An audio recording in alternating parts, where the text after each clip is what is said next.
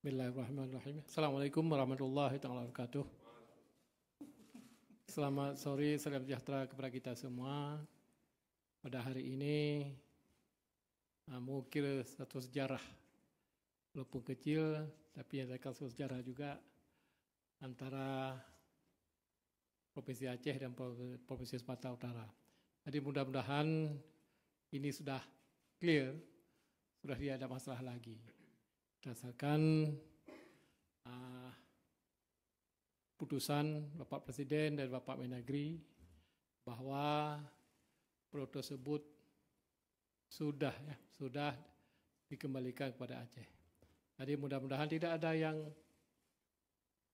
dirugikan, juga Aceh dan Sumatera Utara. Yang penting pulau tersebut adalah dalam kategori NKRI. Itu mimpi kita semua. Jadi mudah-mudahan ke depan tidak ada lagi permasalahan, aman damai antara Provinsi Aceh dan Provinsi Sumatera Utara. Terus itu juga bagi rakyat Aceh, terima kasih kepada Bapak Presiden yang kita sayangi, Bapak Presiden Prabowo Subianto, dan juga Bapak Mendagri, Pak Tito, dan juga Wakil Ketua DPR, Pak Dasko, dan juga Menseknek, Pak Pras, dan juga Bapak Gubernur Sumatera Utara sekalian dengan Mengset Up. Terima kasih semuanya. Mudah-mudahan tidak ada masalah lagi, aman damai, rukun tetangga kepada kita semua dan juga NKRI sama-sama kita jaga. Assalamualaikum warahmatullahi wabarakatuh.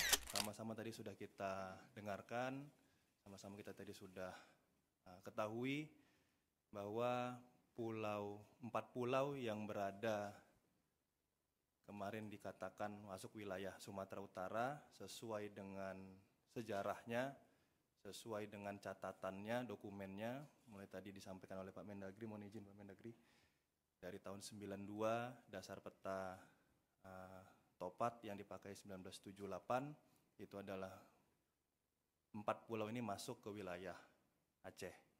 Saya sebagai gubernur itu menyatakan adalah 4 pulau ini masuk ke wilayah Aceh. Jadi mohon izin, saya minta kepada seluruh masyarakat Sumatera Utara juga tentunya, Aceh adalah wilayah yang